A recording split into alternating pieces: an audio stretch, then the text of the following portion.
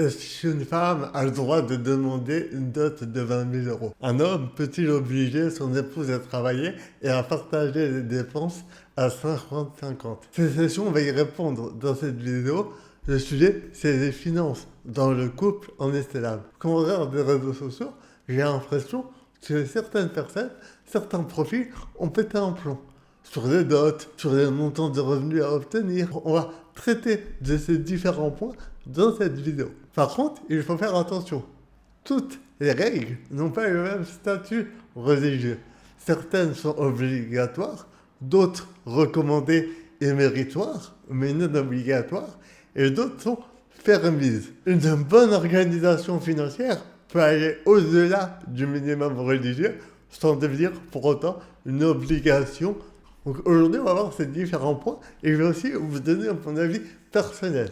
J'ai accompagné plus de 250 foyers à gérer leur argent, à investir de façon halal et à financer leurs projets, que ce soit l'acquisition immobilière, faire une hijra, générer des revenus complémentaires pour diminuer leur charge de travail. Et dans ce cadre-là, les foyers, les couples doivent parler, échanger. Il y a certaines pratiques qui sont positives, d'autres négatives, et c'est ce qu'on va voir aujourd'hui. Donc la première des choses, c'est que avant de parler des obligations, il faut comprendre des choses. C'est qu'en islam, le mariage ne fusionne pas automatiquement les biens. Chaque époux conserve sa personnalité juridique et financière. Les biens possédés avant le mariage restent personnels et acquis à chacun, et les revenus obtenus pendant le mariage ne deviennent pas automatiquement communs. Là, je vous parle de la règle en islam. Je vous parle pas des règles juridiques françaises si vous êtes marié sous un régime qui fait que vos biens deviennent communs. Là, on parle en islam. C'est pas parce que vous êtes marié que forcément vos revenus, vos biens sont automatiquement communs. Le salaire de l'un, que ce soit l'époux ou l'épouse, n'appartient pas automatiquement à l'autre. Un bien devient commun lorsqu'il est réellement acheté ou attribué aux deux époux. C'est-à-dire qu'on peut être marié, acheter une maison, mais par exemple l'épouse achète une maison et elle n'est pas forcément obligatoirement la possession du mari. Inversement, le mari peut devenir propriétaire d'une maison ou d'un appartement et que ça n'appartienne pas à l'épouse. Et après, on peut faire le troisième choix, qui est généralement le cas. On achète en commun et le bien, l'appartement, la voiture ou n'importe quel bien devient la propriété des deux. Mais la règle de base, c'est que ce n'est pas obligatoirement bien commun. La part de chacun doit être clairement déterminée et définie. C'est pour ça qu'il y a une phrase que j'entends très souvent et qui est fausse. C'est quoi cette phrase? C'est les épouses, les femmes qui disent « mon argent c'est mon argent, son argent c'est mon argent ». Non, c'est faux. Votre argent en tant qu'épouse, c'est votre argent. L'argent de votre épouse, c'est son argent également. Après, en tant que mari responsable financier du foyer, il a certaines obligations envers vous. Les obligations qu'on va voir juste après. Mais l'ensemble de son argent n'est pas le vôtre. Et l'ensemble de son patrimoine n'est pas le vôtre. Inversement, si vous êtes un homme, l'argent de votre épouse n'est pas le vôtre. La phrase « mon argent, c'est mon argent », son argent, c'est mon argent, elle est fausse. En islam, le mariage ne crée pas automatiquement une communauté de biens. La première et la plus importante des règles financières en islam, c'est la dot. Et la dot, c'est le droit financier personnel de l'épouse sur l'époux le jour du mariage. Le mahar, donc la dot, est obligatoire dans le mariage. C'est une des 4 règles qui fait que le mariage est autorisé, conforme et valide. Il est versé par le mari à son épouse et il appartient exclusivement à l'épouse. C'est-à-dire que la famille de la femme ne peut pas s'approprier la dot, chose que beaucoup de gens font, sans l'accord de l'épouse. Non, c'est l'argent de l'épouse. Et la future épouse formule un montant qu'elle veut obtenir, ou un objet, ou une chose qui n'est pas forcément matérielle, et le futur époux peut accepter, négocier ou refuser selon ses moyens. Et le montant est finalement déterminé d'un commun accord. Donc ce n'est pas l'époux qui décide, ce n'est pas l'épouse qui décide. Non, les deux doivent valider le montant, le bien ou l'action qui fait que c'est considéré comme une dot. C'est vraiment un accord entre les deux. Concernant le montant, il y a une grande liberté. Certains courants juridiques émettent certains montants minimums, donc on peut dire dans les textes de jurisprudence l'équivalent de 4,25 grammes d'or ou de quelques dinars de l'époque. Donc ça peut ressortir, ça va représenter une centaine ou plusieurs centaines d'euros, mais la règle de base c'est que le montant est négocié entre les deux époux et qu'il n'y a pas de limite. Donc le mahar est fait modeste ou important. Il peut être constitué d'or, d'un bien, d'un avantage illicite, et il peut être fait immédiatement ou différé en partie. Par contre, la partie différée, elle devra être obligatoirement payée par l'époux. C'est-à-dire, ça devient une dette. Et les modalités de paiement doivent être claires et précises. Et maintenant, excusez-moi du terme, on va arriver sur le premier sujet où les gens ils ont pété un plomb aujourd'hui, en 2026, sur les réseaux sociaux. Je vous ai dit qu'il n'y a pas de limite dans la dot. Vous pouvez demander 1 euro comme 1 million d'euros. Mais là, on commence à avoir des situations où il y a des épouses ou des époux qui commencent à arriver en disant « je veux un mari qui touche au minimum 5 000 euros ». Et si vous regardez des choses sur les réseaux sociaux, et là, les, entre guillemets, les vidéos de Muqabala ou les lives de Muqabala qui, pour moi, selon moi, sont plus là pour égarer la jeunesse et la communauté, on a l'impression que tous les hommes touchent 10 000 euros et toutes les femmes cherchent des hommes qui touchent 5 000, 4 000, 10 000 euros. Sachons raison garder et regardons une étude. Aujourd'hui, il faut comprendre qu'il y a 50% de la communauté française, donc en France, qui touche moins de 2 000 euros. Plus de 50% qui touchent plus de 2 000 euros. Mais l'extrême majorité touche moins de 3 900 euros. À 3 900 euros par mois, on est dans les 10% les plus riches. L'histoire de je veux un mari qui touche 5 000 euros, 7 000 euros, 8 000 euros, 10 000 euros, il y en a, alhamdoulilah. Mais de façon statistique, c'est une minorité. Donc ça, c'est la première des choses. Maintenant, revenons sur je veux une dot à 30 000 euros. On va voir une étude de l'Observatoire des inégalités en France et de l'INSEE. On voit que, par exemple, admettons on va se marier autour de 30 ans, donc on va aller sur 30, 31 ans, on voit que le patrimoine financier des personnes de 32 ans est en moyenne de 36 000 euros, 38 000 euros. Comment fait-on? Après, on voit que le patrimoine il est plus important en bleu. Et le patrimoine en bleu, c'est du patrimoine immobilier, souvent à crédit. Et en général, quand on est musulman, on ne fait pas de crédit, donc on n'a pas de patrimoine immobilier. On fait patrimoine, on le retire, en général. Malheureusement, malheureusement d'un point de vue financier, mais heureusement d'un point de vue légal, on le retire dans la communauté musulmane. Donc, on va sur le patrimoine financier, et par d'investissement, entre 25 et 30 ans, on est entre 16 et 38 000 euros à peu près d'épargne en moyenne. Comment on fait pour sortir une dot à 20 000 euros, sortir de l'or à l'équivalent de 10 000 euros, payer un mariage à 15 000 euros, aller en voyage, parce qu'en général, les personnes qui demandent une dot de 10-20 000 euros, elles vont aussi vouloir aller en vacances. Il faut arrêter de s'adapter aux réseaux sociaux. Et des fois, il y a des dots qui sont impossibles. Donc, la règle, c'est que, oui, en effet, il n'y a pas de limite dans le montant que l'on peut demander, mais il faut que ça soit raisonnable par rapport à la personne, au profil, ce qu'on a en face de nous. Ça paraît assez logique. On ne peut pas aller chercher un mari qui a 2 500 euros, ou 2 800 ou même moi, et lui demander 20 000 euros de dot. Parce que là, je vais parler des femmes. À l'inverse, quand on est un homme, on peut comprendre que la femme a besoin de sécurité. Admettons, vous êtes un homme, un époux, qui dit à votre femme, à partir du moment où on se marie, je ne veux pas que tu travailles. Donc vous lui dites, je ne veux pas que mon épouse travaille. Elle valide, elle dit, ok. Et en même temps, on a dit qu'on était là, l'argent de l'époux, c'est l'argent de l'époux, et l'argent d'épouse, c'est l'argent d'épouse. Et en cas d'imprévu, l'épouse a un besoin de sécurité. C'est un des besoins les plus importants aujourd'hui dans le monde. On a juste à voir la pyramide de Maslow. Et elle se dit, 5 000 euros, 10 000 euros, c'est pas juste pour aller acheter de l'or ou aller en vacances, mais c'est j'ai un besoin de me sécuriser s'il y a un imprévu, si je quitte mon travail, si j'arrête mes études, si j'ai un chaud pour mon époux, et que je divorce. Parce que, soyons clairs, aujourd'hui, les divorces sont très communs. Donc, j'ai un besoin de sécurité.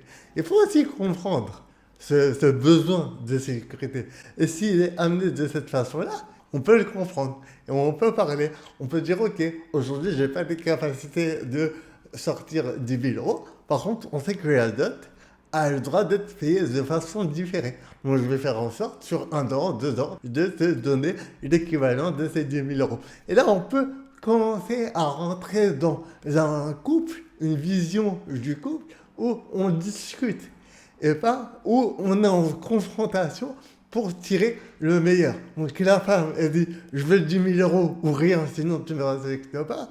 Et l'homme dit, non, jamais je lui donnerai 10 000 euros. Pourquoi? T'es qui, toi? C'est ta future épouse. C'est qui? C'est une charge à la mère de tes enfants. C'est une charge à la personne avec qui tu vas passer toute ta vie. Donc vous voyez, il y a un juste milieu entre je veux et je peux. Et là, en parlant, en discutant, on peut trouver le montant qui correspond à tout le monde. Donc la base en islam, c'est qu'il n'y a pas de limite minimum ou maximum, mais faites les choses en comprenant le contexte dans lequel on évolue, en sachant à qui vous parlez. Est-ce que vous parlez à une personne qui travaille en France, qui est ingénieur, qui touche 2500, 3000, 1800 euros de revenus et qui peut donner 3000 euros de dot, ou avec un émirati ou un entrepreneur aussi français qui a la capacité de sortir sans que ça change rien dans sa vie. Il faut adapter ce montant à la personne avec qui on est en face de nous. Donc ça, c'est la première des choses. Mais ne soyez pas dans une confrontation directe sur ces différents sujets. Il y a des choses qui sont incompréhensibles d'une part comme de l'autre. Ensuite, il y a un nafaka. Donc, une fois qu'on a parlé de la dot, et la deuxième des choses, c'est un nafaka. C'est la prise en charge obligatoire de l'épouse. Aujourd'hui, le mari il est responsable de l'entretien financier de son épouse. Cette prise en charge, c'est ce qu'on vient de dire, c'est un nafaka. Elle ne constitue pas une faveur. Non, c'est une obligation. Elle existe, même si l'épouse a son propre patrimoine, même si l'épouse travaille, elle doit être assurée selon les capacités réelles du mari. Donc, et la nafaka, c'est quoi? C'est répondre aux besoins convenables de la vie quotidienne. Et la nafaka, elle comprend le logement, la nourriture, les vêtements de l'épouse, les produits et dépenses essentielles, ça peut être, je ne sais pas, ensuite que les projets normaux de la vie quotidienne, ça peut être avoir accès à un téléphone correct, accès à un forfait téléphonique, une carte de transport, une voiture. En gros, c'est va être raisonnable selon le lieu et l'époque. C'est pas juste maintenir l'épouse en vie, non, c'est lui permettre d'avoir un niveau de vie convenable, digne et adapté à son époque et à ses capacités. En gros, le mari doit couvrir les besoins essentiels et raisonnables, pas nécessairement toutes les dépenses de confort et de luxe. Et ça, c'est ce qu'on va voir juste après. Donc, quel montant doit dépenser le mari? Ben, ça va être selon ses capacités. Le montant, il va être adapté aux revenus du mari et à son patrimoine, à des besoins raisonnables de l'épouse, au coût de la vie, au nombre d'enfants et à des usages légitimes dans le milieu dans lequel le couple vit. En gros, la nafaka, elle doit être juste pour l'épouse et proportionnée aux moyens du mari. Et là, je veux venir sur un point important. Les dépenses obligatoires du foyer et de l'épouse sont à la charge du mari. Donc, le mari doit subvenir aux besoins de l'épouse. Il doit travailler pour. Il doit faire des efforts pour. Maintenant, il doit faire des efforts pour un niveau de vie raisonnable. Si l'épouse ne travaille pas et qu'elle veut acheter des vêtements de luxe, des sacs de luxe et aller en vacances tous les jours, c'est pas une obligation pour le mari de lui payer. Je vais payer des vêtements corrects, pas forcément de la marque. Des voyages si j'en ai les capacités. Et un logement selon mes capacités. Maintenant, l'épouse, elle peut dire, parce que là, aujourd'hui, on a énormément de sœurs qui travaillent et qui gagnent très bien leur vie. J'ai eu des cas parmi les sœurs qui touchaient très bien leur vie, à de 5 000 euros. Et elles avaient un niveau de vie très confortable. Elles avaient une belle voiture, elles vivaient dans un bel appartement, etc. Elle se marie et elle demande à l'époux de subvenir aux besoins obligatoires. Donc c'est le rôle du mari de subvenir aux besoins obligatoires. Admettons, la sœur, elle était en capacité de payer un loyer à 1500 euros toute seule. Je prends des chiffres assez importants pour qu'on comprenne. Et le mari, il est, lui, en capacité de payer un loyer de 800 euros. Admettons, la sœur, quand elle était célibataire, elle était en capacité d'aller en vacances tous les 2 mois et aller en Asie des grands voyages. Le mari, il n'est pas dans cette capacité-là. La sœur, en se mariant avec lui, donc, soit elle ne se marie pas avec lui, et c'est un choix personnel, soit elle se marie avec lui, mais elle doit adapter son niveau de vie au revenu de l'époux.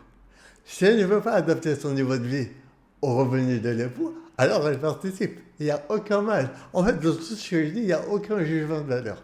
Il n'y a pas c'est bien, pas c'est mal. C'est juste de façon neutre. Si l'épouse veut que le mari subvienne à tous ses besoins, il n'y a pas de souci. C'est la règle en islam.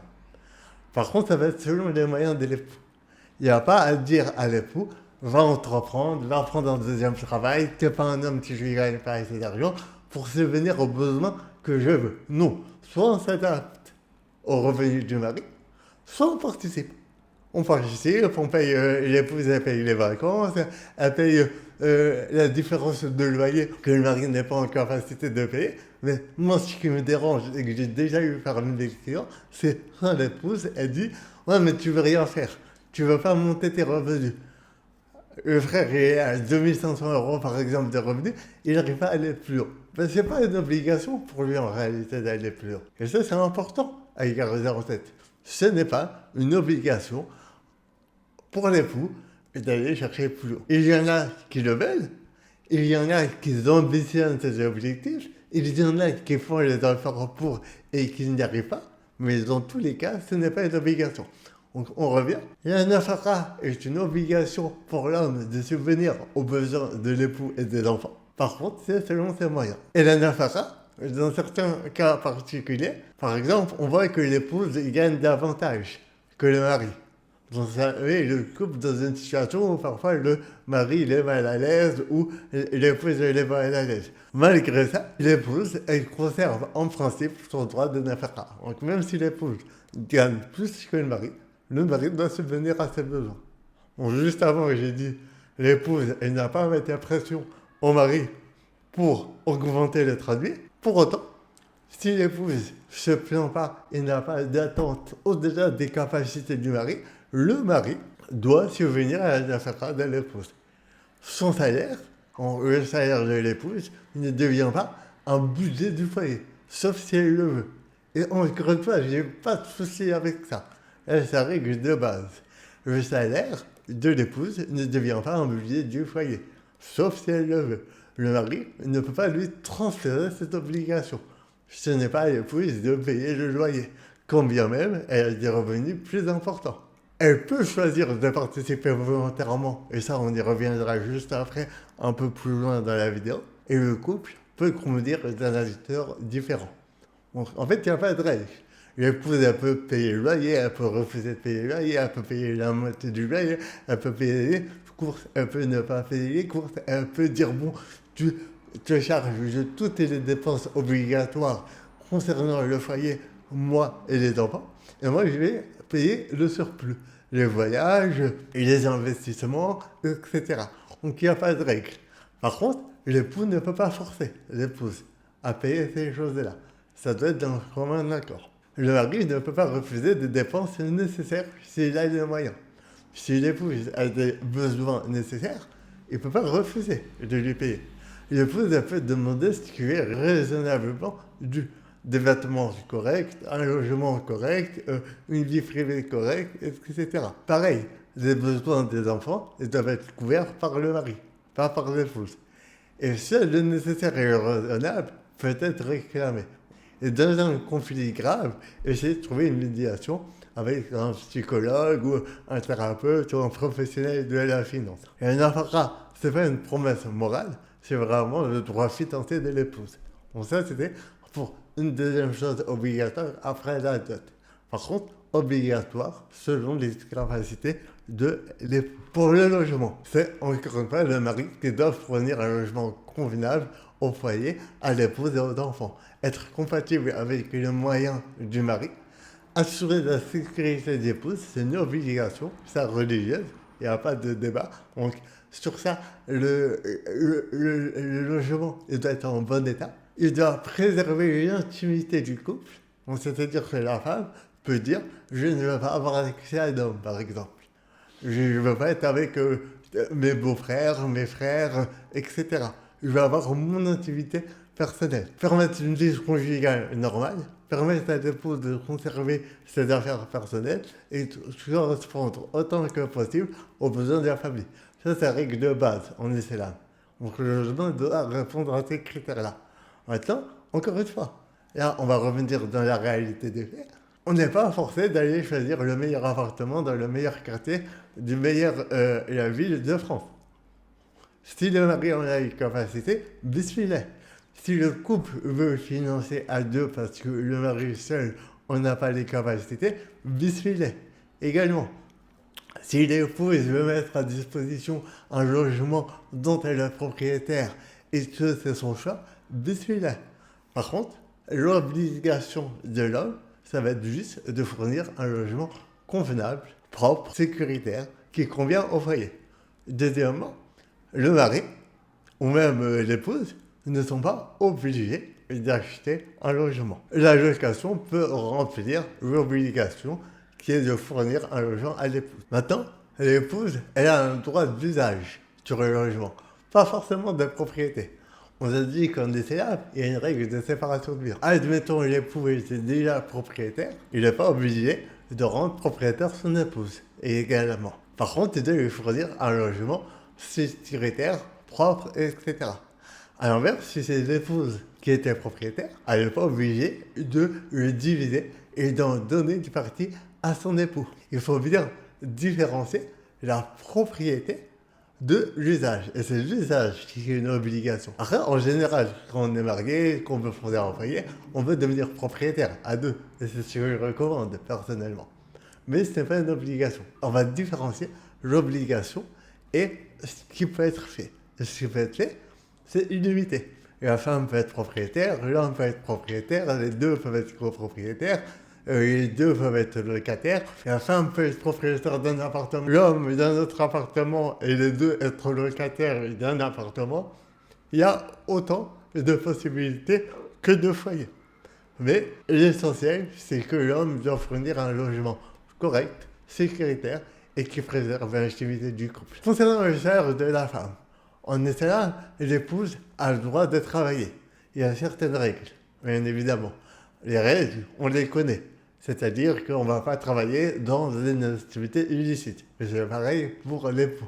On ne va pas travailler s'il y a une mixité, en général. Donc ça, c'est la règle de base. On ne va pas travailler si ça nous empêche de respecter les obligations religieuses, les prières à l'heure. En gros, que ce soit pour l'homme ou pour la femme, on connaît les obligations qui fait qu'un travail est permis ou non. À partir du moment où l'épouse, la femme, répond à ces critères, elle a le droit de travailler. Ce n'est pas parce qu'on a dit que l'épouse pouvait travailler qu'elle doit travailler. Ça doit être comme un commun accord. Il faut qu'elle le veuille. Donc l'époux n'a pas obligé l'épouse à travailler. Et ensuite, c'est un commun accord. Et les deux vont échanger, vont voir si ça correspond au projet et aux objectifs des deux. Si les deux sont OK pour travailler, dans ce cas, l'épouse va travailler. Maintenant, si elle travaille, le salaire de l'épouse lui appartient. C'est-à-dire que le mari ne peut pas l'utiliser sans son accord.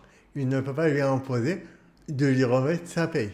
Il ne peut pas l'obliger à verser son salaire sur un compte commun. Il ne peut pas utiliser la carte de son épouse ou son compte sans l'autorisation de l'épouse. Et l'épouse peut gérer librement son patrimoine et ses revenus. Donc, est-ce que l'épouse doit travailler? Ça, c'est selon la décision du couple et de l'épouse. Maintenant, si elle travaille, son argent lui appartient. Et l'époux n'a pas le droit d'en jouir sans son autorisation. Est-ce que la participation de l'épouse, elle est permise? Oui, et il n'y a pas de sujet sur ce point-là. Donc, l'épouse peut participer aux dépenses du foyer de façon volontaire. Donc, elle peut payer le loyer, les courses et les factures et les dépenses des enfants, mais ce n'est pas une obligation. C'est si elle le souhaite. On a dit la nafaka, elle appartient à l'homme. Maintenant, elle peut participer volontairement pour aider le mari ou pour d'autres choses, comme par exemple augmenter le niveau de vie du foyer, financer un projet commun, pour faciliter une période difficile, une perte d'emploi. Donc, il n'y a pas de souci à ce niveau-là. L'aide de l'épouse peut être une belle preuve de solidarité, mais elle ne doit pas devenir une obligation de l'homme. Il ne peut pas l'imposer. Et ce n'est pas une obligation religieuse. Maintenant, est-ce qu'on peut prévoir une autre répartition? C'est-à-dire une autre répartition de l'homme dépense pour la nafaka et l'épouse dépense pour elle. Oui, encore une fois, il n'y a pas de règle. La règle de base, c'est que l'argent de l'épouse lui appartient. Et que l'époux doit respecter les dépenses liées au nafaka selon ses capacités.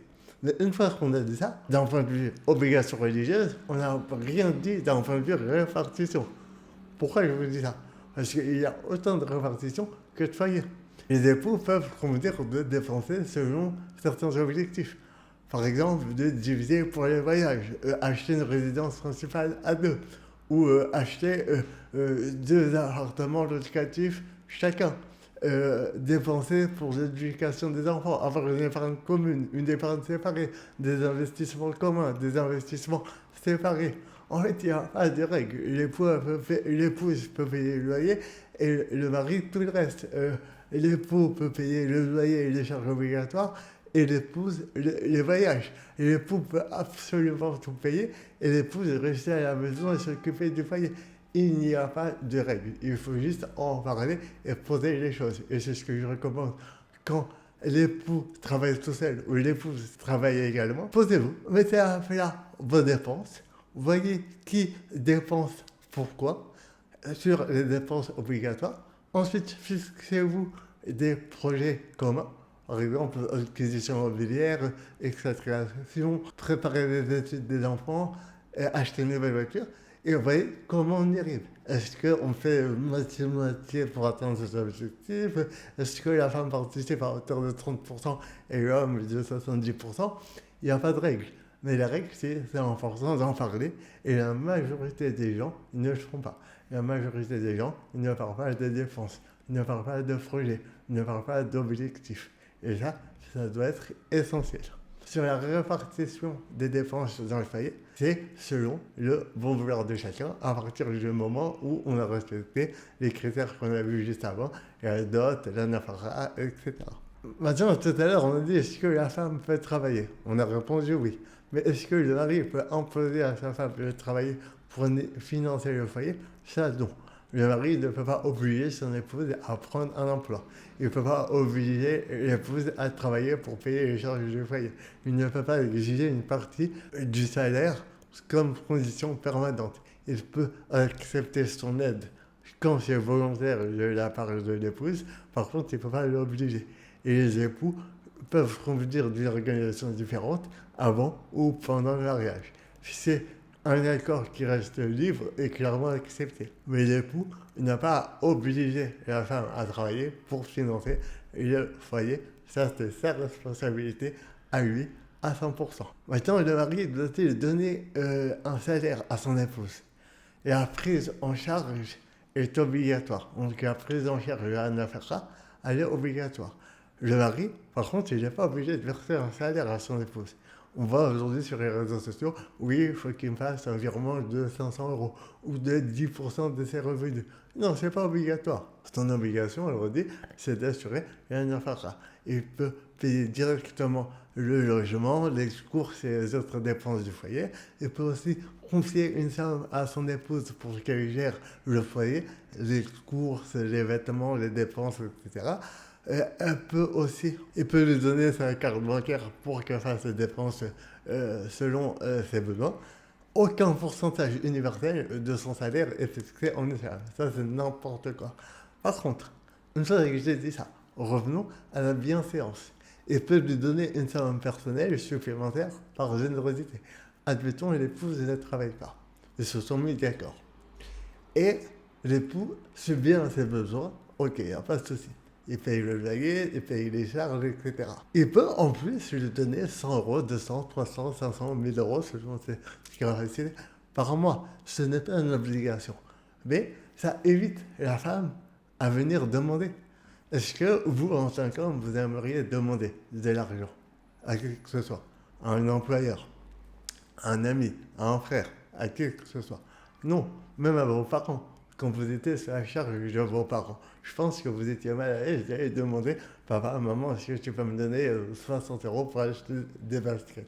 C'est pareil pour l'épouse. L'épouse, elle ne veut pas avoir demandé pour aller acheter une paire de baskets, des soutiens-gorge, des culottes. Ça se trouve, elle va acheter des sous-vêtements pour vous faire plaisir dans l'intimité. Elle n'a pas à vous demander. Ça se trouve, elle veut donner de l'argent à ses parents pour leur faire plaisir. Elle n'a pas à vous demander, techniquement, en vrai. Elle devrait, si elle n'a pas le choix.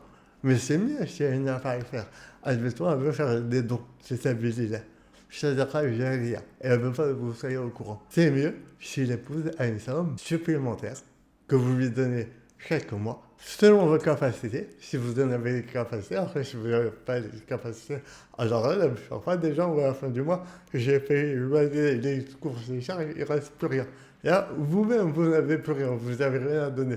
Mais s'il reste un supplément, donnez-lui une partie selon vos capacités. C'est preuve de générosité, ça fait plaisir, ça augmente la relation d'amour dans le couple et la femme augmente sa dignité. Elle n'a pas à le demander pour aller acheter la moindre chose. Ensuite, dans la même vague de bienséance et de bienveillance, il y a tout ce qui est cadeaux et tout ce qui est dépenses personnelles et des conforts. Ce n'est pas une obligation minimale, mais le mari peut offrir à son épouse une somme d'argent personnel, des cadeaux, des vêtements supplémentaires, des sorties, des voyages, différentes dépenses de confort. Pareil pour l'épouse, si elle a des revenus, elle peut faire plaisir à son époux également, et ces dépenses sont permises, il n'y a pas de souci. Elles sont même recommandées. Elles peuvent renforcer l'affection, comme j'ai dit juste avant. Elles ne sont pas obligatoires dans un montant déterminé et elles dépendent des moyens du foyer, bien évidemment. Par contre, c'est toujours bien de faire des dépenses supplémentaires et ça renforce le couple. Qui paye pour les enfants? Les enfants, c'est la responsabilité du père. Donc, tout ce qui est charge de l'enfant, nourrice, vêtements, logement, soins nécessaires, éducation nécessaire, dépenses liées des enfants, c'est la charge du mari, de l'époux. Maintenant, la mère, elle peut participer si elle travaille. Et souvent, elles le font.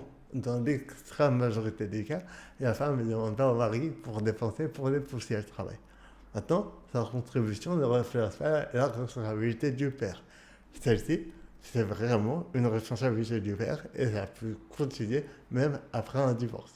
Si le foyer divorce, c'est le père qui est responsable de ses enfants, qui doit payer la nourriture, même s'ils vivent chez la mère, qui doit payer les vêtements, même s'ils vivent chez la mère, c'est la responsabilité du père. Les projets de couple, donc immobilier, voyage, épargne et investissement, il n'y a pas de répartition. Ce n'est pas la responsabilité unique du mari, forcément. Si le mari a les capacités de payer des vacances, d'acheter une résidence principale, de créer une épargne de précaution, d'investir, de préparer la retraite, alors tant mieux. Mais il n'est pas obligé, d'une, ce n'est pas une obligation, ça ne rentre pas dans une affaire là, et ça peut être divisé entre les deux époux s'ils travaillent. Donc les époux peuvent financer séparément les projets, financer ensemble, choisir des projets différents qu'ils vont réaliser chacun de leur côté, choisir des projets communs, utiliser un compte réservé au projet, modifier leur accord d'un commun accord, il n'y a pas de règle. Par contre, parlez-en. Dites quels sont nos projets communs à 3 ans, à 5 ans, à 30 ans. Quels sont nos projets individuels et comment on va les financer. Est-ce qu'on va mettre 300 euros dans ce projet tous les mois, 500 euros dans celui-ci, 200 euros dans ça? Réfléchissez. Et c'est sur ça que j'accompagne mes clients. D'une, à mettre en place une stratégie financière. De deux, à mettre en place une stratégie d'investissement pour atteindre leurs objectifs. Mais il n'y a pas de règles et d'obligations religieuses à ce niveau-là. Maintenant, est-ce qu'il faut avoir des comptes séparés ou communs quand on s'arrête? Il n'y a pas de modèle bancaire unique qui est imposé. Donc, vous pouvez choisir des comptes totalement séparés, un compte commun, des comptes personnels plus un compte commun, un compte réservé aux charges, un compte réservé au projet. Donc, il n'y a pas de règle. Moi, ce que je recommande, c'est quoi? C'est que Admettons, les deux travaillent. On va se mettre d'accord sur les dépenses communes. Admettons, je ne sais pas moi, qui paye quoi. Et ça, on peut mettre dans un compte commun. Ou bien c'est un des deux qui va le payer. Admettons, moi je paye le loyer, toi tu payes les courses, moi je paye les assurances voitures. Ensuite, une fois qu'on s'est mis d'accord sur ça, on va voir des projets. Donc, par exemple, on va mettre 300 euros par mois dans les voyages. Qui les met? Est-ce que c'est le mari qui met 300 euros? Est-ce que c'est l'épouse? Est-ce qu'on fait moitié-moitié selon vos capacités? Et on va remplir un coffre. Par exemple, sur MaskPay ou sur Laymoon, on va créer un coffre voyage et on va faire un virement tous les mois. Soit le mari, soit l'épouse, soit les deux. Pareil pour Hajj, pareil pour Amra. Et après, on a fait les dépenses obligatoires, on a fait les dépenses projet commun, il va rester une somme ou pas personnelle. Ben, chacun en fait ce qu'il veut. C'est son argent personnel et il peut en faire ce qu'il veut. Il n'a pas besoin de demander l'autorisation de l'autre, il n'a pas besoin de faire vérifier à l'autre. Non, pourquoi? Parce que toutes ces dépenses du quotidien, tous ces projets communs, on en a parlé, on l'a mis en place. Le reste, c'est mon problème. Même si c'est mieux de parler, d'échanger sur les finances, bien évidemment. Mais au moins, le plus important, il est fait. Maintenant, concernant les dettes, le mariage ne transfère pas automatiquement les dettes. La dette compte, et là je vous parle d'un point de vue religieux, je vous parle pas d'un point de vue juridique. D'un point de vue juridique, ça va dépendre de votre contrat de mariage. Mais d'un point de vue religieux, une dette contractée par le mari reste sa dette. Une dette contractée par l'épouse reste sa dette. L'autre conjoint ne devient pas responsable du seul fait du mariage. Une dette peut devenir commune si les deux empruntent ou s'engagent en même temps. Et les dettes importantes doivent être révélées avant le mariage et pendant le mariage, sinon c'est une tromperie. Le fait de dissimuler des choses sur des situations financières graves. Donc ça, c'est sur la dette.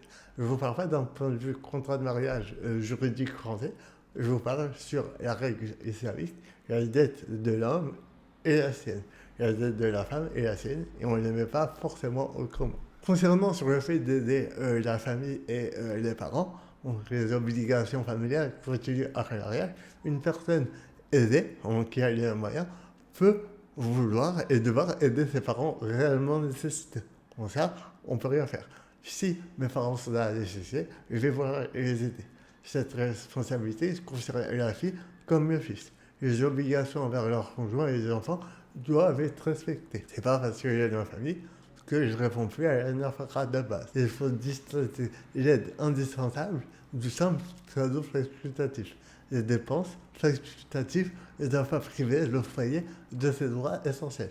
Moi, je ne vais pas aider ma soeur, mon frère, mes parents et toute la terre et mettre ma famille dans la galère.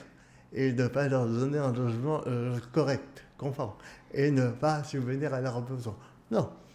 Si, une fois que j'ai payé ce que je devais payer pour mon foyer, c'est-à-dire mon épouse et mes enfants, il reste de l'argent, je peux en faire ce que je veux. Je donne même à mon voisin, je le brûle, je le jette, je le mets à la poubelle. Vous avez compris l'idée. On ne fait pas ça d'un point de vue religieux et moral. Mais en gros, j'en fais ce que je veux. Maintenant, je ne vais pas aller déshabiller mon foyer pour aller habiller le foyer des autres. Mais sûr, le fait d'aider ses parents, par exemple, ce qui sont dans la société, ça reste une obligation. C'est très important. Mais sur le reste, sur tout ce qui est facultatif, alors c'est toujours mieux que ça soit fait après les dépenses obligatoires du foyer. Et les époux peuvent communiquer leur sujet extérieur avec leur projet de couple. Et même doivent. C'est-à-dire qu'on a des projets, mais je vais les mettre en stand-by pour aider des personnes extérieures. C'est mieux d'en parler pour pouvoir justement apaiser le foyer. Aider sa famille, c'est important, mais ça ne doit pas justifier de négliger les obligations prioritaires de son propre foyer. Et ça, beaucoup le font, beaucoup font l'erreur. Concernant la séparation de biens ou la communauté de biens lors du mariage, quand on contracte un mariage, c'est ce qui est le mieux. En fait, le principe islamique reconnaît la propriété personnelle de chaque époux. On l'a dit à plusieurs reprises durant cette vidéo. Et on distingue leurs revenus et leurs dettes. Chacun a ses propres revenus et ses propres dettes. Et la possibilité d'acheter des biens ensemble. la propriété commune selon des parts définies. Face à cette situation, un des meilleurs régimes aujourd'hui en France, c'est la séparation des biens. Et après, on peut faire en sorte que dans la séparation de biens, on peut acheter des choses communes comme une maison, un appartement, etc.